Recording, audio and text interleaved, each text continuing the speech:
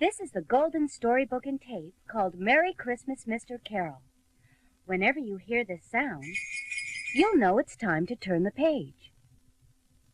Are you ready to begin? Find the page where you see Alvin and his brothers coming out of school. It was the day before Christmas Eve. Simon and Theodore couldn't wait for school to end so they could start getting ready for Christmas. When the bell rang, they rushed out of school and hopped on their bikes. Alvin trailed behind. It was nice of Miss Jackson to give you until Christmas Eve to finish your essay, Alvin, said Theodore. What's nice about it? Pouted Alvin. She's making me do my other homework over Christmas vacation. But Alvin, the assignment was due 3 weeks ago, said Simon. I've got better things to do. I've got to finish my Christmas list. Well, I'm going to start my Christmas baking as soon as I get home, Theodore said with a smile. And I'm going to start working on Dave's present. It's a surprise, added Simon. I'll make Santa a list of everything that I want for Christmas, said Alvin. Then I'll mail a copy to Grandma and Grandpa Seville. Alvin got on his bike and zoomed down the street. But he didn't look where he was going. He rode right through Mr. Carroll's garden and sprayed him and his cat Ebenezer with dirt. Watch where you're going! Mr. Carroll yelled, and he wiped the dirt from his clothes. What a grouch, thought Alvin as he opened his front door. Doesn't that old guy know anything about the Christmas spirit? Has anyone seen Alvin? Called Dave a little while later. I can't find him anywhere.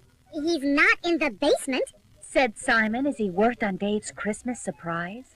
I haven't seen Alvin either, Theodore called from the kitchen. Just then, a gigantic roll of paper landed at Dave's feet.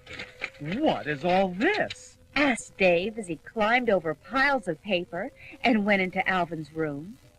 It's my Christmas list, said Alvin. You can finish that some other time, said Dave. You're late for your paper route. I'm only halfway through my list. Can Simon or Theodore do it for me? Pleaded Alvin. Alvin, it's your paper route. You do it. But if I don't get this list in the mail by 5 o'clock, explained Alvin, Grandma and Grandpa Seville won't have enough time to get me what I want for Christmas. It will have to wait, said Dave. Now go.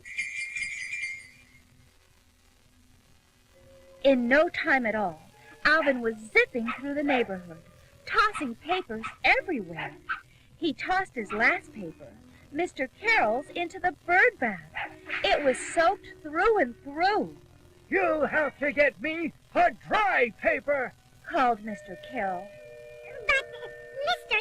Carroll, sighed Alvin, I don't have the time for that. I have to get my Christmas list in the mail by 5 o'clock.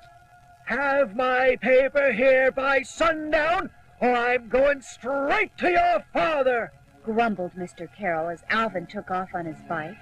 It took some time, but Alvin found a dry paper and delivered it to Mr. Carroll. Then he hurried home, but it was too late to mail off his Christmas list to Grandma and Grandpa Seville. It's all Mr. Carroll's fault, cried Alvin. Now I won't get any presents for Christmas. But Christmas is a time for giving presents, not getting them, said Dave. Not for me, it isn't, Alvin said with a sigh, and he walked to his room. Then Alvin remembered that his essay on the true meaning of Christmas was due tomorrow, but Alvin couldn't think of anything to write. Maybe I'll write about what the true meaning of Christmas isn't, he thought. I'll write about Mr. Carroll. He doesn't know anything about Christmas. Then Alvin started writing. Soon he fell asleep. Suddenly, he woke up and saw Dave floating on a cloud. Who are you? asked Alvin. I'm the spirit of Christmas past, said Dave. I'm here to show you how Christmas should be. He helped Alvin onto the cloud. They floated through the night. Soon they came to a small house. That's where we lived when we were little, said Alvin, smiling. Let's take a closer look, said Dave. They landed by the house and looked in the window. Simon, Theodore, and Alvin were little babies. Dave was sitting at the piano, unwrapping his Christmas presents, a pencil, a piece of paper, and an eraser. I remember that we didn't have enough money to get you real presents, said Alvin. But they were wonderful, said Dave. Because they came from your hearts. It was a great evening. Alvin helped Dave write a Christmas song, Simon hung the lights, and Theodore made popcorn. The next thing Alvin knew, he was back in his room, and Dave had disappeared. Suddenly, a pile of toy catalogs moved around on the floor.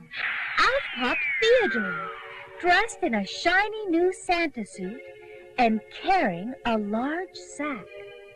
I'm the spirit of Christmas presents, said Theodore. What's in the sack? Asked Alvin. Come closer and see, said Theodore. When Alvin looked in the sack, he saw that it was already Christmas Day. He saw poor old Mr. Carroll and Ebenezer.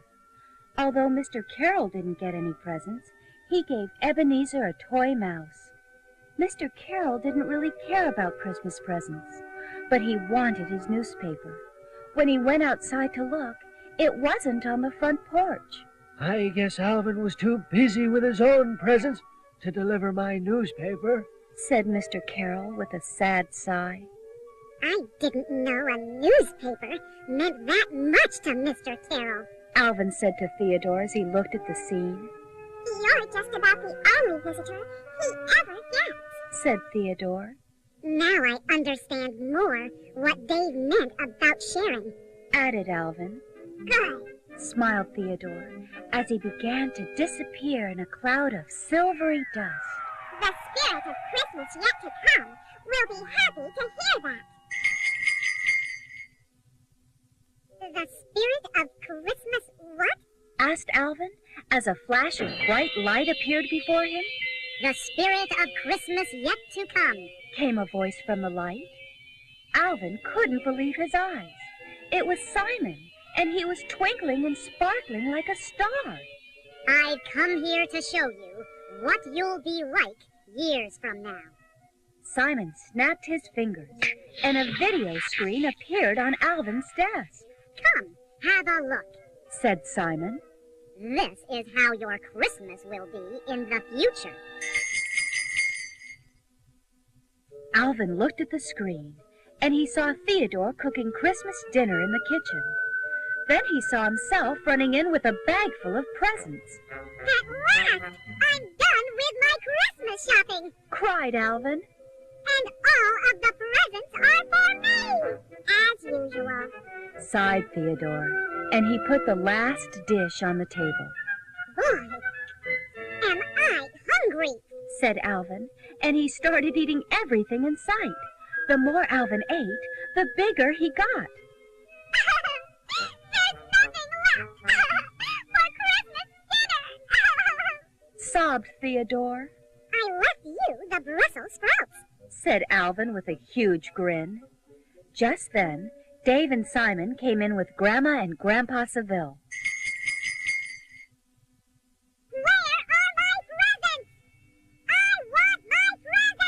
Shouted Alvin, and he knocked Grandma and Grandpa Seville to the ground. They're under the tree, said Dave. And they're all for you. All for me! All for me! Yippee! The presents are all for me! Shouted Alvin as he jumped for joy. But the more he jumped, the more the wall shook. Then the ceiling began to crumble, and the chimney started to fall down. The house is falling apart! cried Alvin as he shut off the video screen. I don't like myself in the future. Well, you can change that. Smiled Simon. All you have to do is give instead of get. Then everything will be fine. I'll change, said Alvin. I promise. Then in a flash, Simon was gone. Alvin woke up. He finished his essay and got to work on another list. This time it was a list of presents he planned to give. The next day, Alvin handed in his essay. Ms. Jackson said it was the best paper he'd ever done. Then Alvin went shopping. He bought as many presents as he could with the money he had saved. Alvin also made a special trip to Mr. Carroll's house and invited him and Ebenezer over for Christmas dinner. Merry Christmas, everyone! Sang Alvin as he gave out all of his presents. This is the best Christmas ever!